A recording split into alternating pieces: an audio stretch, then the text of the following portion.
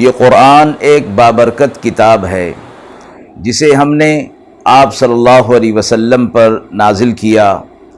تاکہ لوگ اس پہ غور اور فکر کریں اور تاکہ اہل فہم اس سے نصیحت حاصل کریں۔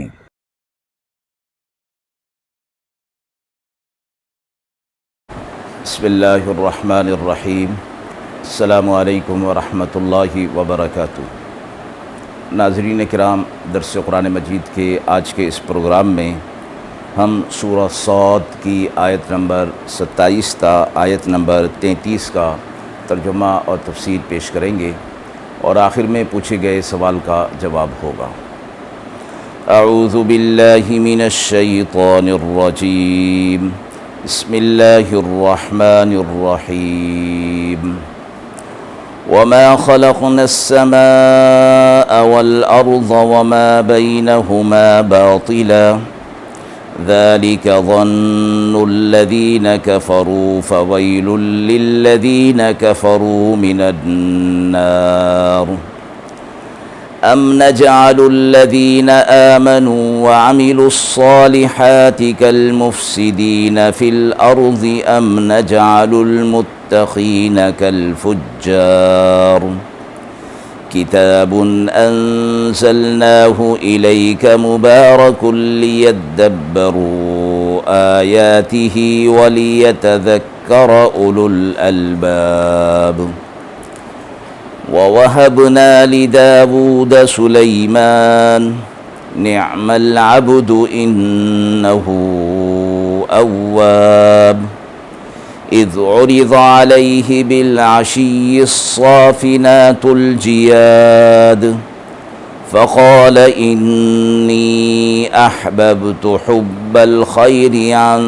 ذكر ربي حتى توارت بالحجاب ردوها علي فطفق مسحا بالسوق والأعناق۔ آیات مبارکہ کا ترجمہ ملاحظہ کیجیے۔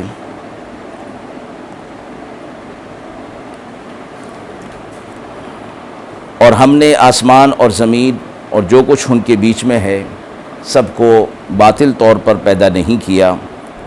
یہ خیال ہے ان کا جو کافر ہیں، سو خرابی ہے ان کافروں کی، یعنی ان کے لیے آگ ہے۔ کیا ہم کر دیں گے ایمان والوں کو جو اعمال صالحہ کرتے ہیں ان کے برابر جو زمین میں فساد کرتے ہیں؟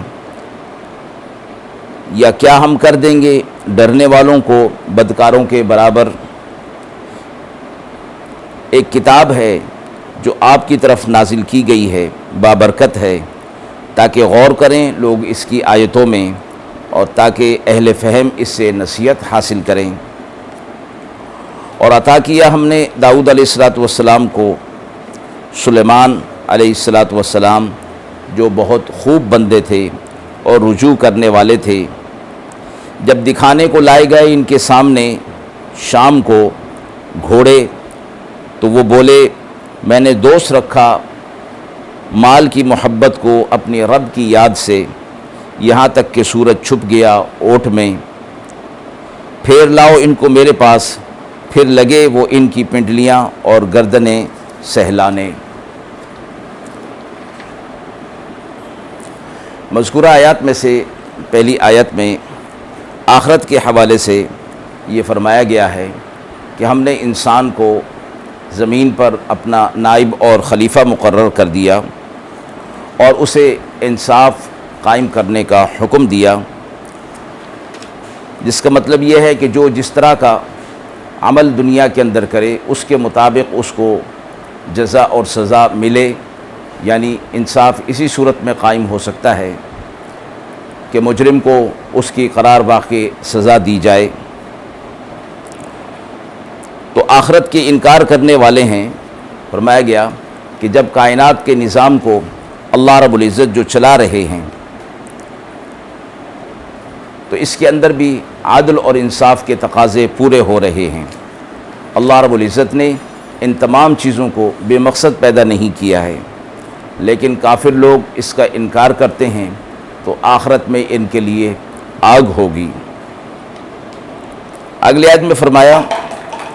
جو لوگ دنیا کے اندر زمین میں معاشرے میں فساد پھیلانے والے ہیں یہ لوگ ان کے برابر نہیں ہو سکتے جو ایمان اور عمل صالح والے ہیں۔ اسی طرح جو لوگ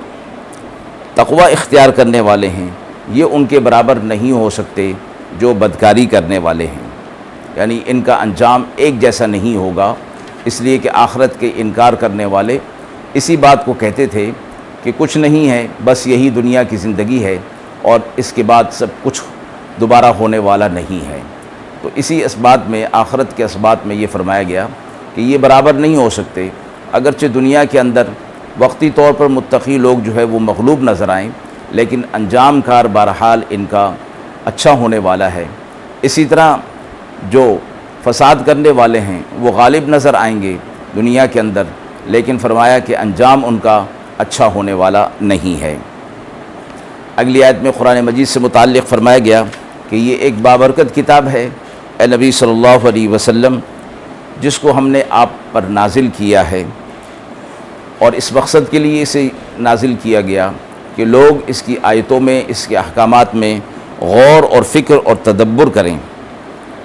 اور جب وہ اس میں غور اور فکر اور تدبر کریں گے تو ان احکامات کے اندر انہیں بہت سی حکمتیں ملیں گی، اور ان حکمتوں کو مد نظر رکھتے ہوئے وہ اس پر عمل کے لیے آمادہ ہوں گے۔ اور اس لیے بھی اس کو نازل کیا کہ اس سے اہل فہم نصیحت حاصل کریں، جو اس پر غور و فکر کریں گے وہ اس کی نصیحت کو قبول کر لیں گے۔ اگلی آیت میں داؤد علیہ السلام کے لیے فرمایا گیا کہ ہم نے انہیں سلیمان علیہ السلام عطا فرمائے، یعنی ان کے یہ بیٹے تھے اور اللہ کے نیک بندے تھے، اللہ کی طرف رجوع کرنے والے تھے۔ اور ایک واقعہ اس کے اندر ذکر فرمایا گیا کہ حضرت سلیمان علیہ السلام گھوڑوں کے معائنے میں مشغول تھے کہ عصر کی نماز کا وقت آ گیا، اور اسی مشغولیت میں وہ وقت نکل گیا یہاں تک کہ سورج غروب ہو گیا، تو آپ نے ان تمام گھوڑوں کو ذبح کر ڈالا کہ ان کی وجہ سے یاد الہی میں خلل واقع ہو گیا تھا۔ بھول جانے کی صورت میں فرض نماز کی قضا ہونے سے گناہ تو نہیں ہوتا، لیکن حضرت سلیمان علیہ السلام نے اپنے منصب کے پیش نظر اس کا بھی انہوں نے تدارک فرمایا، اور بعد میں پھر انہیں دوبارہ پیش کیا گیا۔ تو سلیمان علیہ السلام یہ گھوڑے جہاد کے لیے تیار کیے گئے تھے۔ حضرت سلیمان علیہ السلام انہیں دیکھ کر خوش ہوتے تھے، اور ارشاد فرمایا کہ مجھے ان گھوڑوں سے محبت اور تعلق دنیا کی محبت کی وجہ سے نہیں، بلکہ اللہ رب العزت کی ذات کی وجہ سے ہے، اس لیے کہ یہ گھوڑے جہاد کے لیے تیار کیے گئے ہیں، اور جہاد اللہ کی راہ میں کرنا اللہ کو پسندیدہ عمل ہے۔ آیت کے حوالے سے سوال پوچھا گیا ہے کہ حضرت سلیمان علیہ السلام کو گھوڑے اللہ تعالیٰ نے بطور انعام عطا فرمائے تھے، آپ نے انہیں ذبح کیوں کر دیا؟ گھوڑے حضرت سلیمان علیہ السلام کے لیے بطور انعام کے تھے، اور یہ جہاد کے لیے ان کو تیار کیا جاتا تھا، پالا جاتا تھا، اور اپنے مال کی طرح اس کو ضائع کر دینا ایک نبی کی شان کے خلاف معلوم ہوتا ہے۔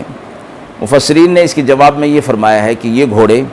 حضرت سلیمان علیہ السلام کی ذاتی ملکیت میں تھے، اور ان کی شریعت میں ان گھوڑوں کی حیثیت گائے بکری اونٹ کی طرح تھی کہ جس طرح ان کی قربانی جائز ہے ان کی بھی قربانی جائز تھی، لہذا انہوں نے گھوڑوں کو ضائع نہیں کیا بلکہ انہیں اللہ تعالیٰ کے نام پر قربان کر دیا۔ جس طرح گائے بکری کی قربانی کو قربان کرنا ان کو ضائع کرنا نہیں کہا جاتا، بلکہ یہ بھی ایک عبادت ہی کا حصہ ہے، اسی طرح یہاں بھی عبادت ہی کے طور پر انہوں نے اللہ کے حضور میں گھوڑوں کی قربانی پیش کی۔ وآخر دعوانا ان الحمد للہ رب العالمین۔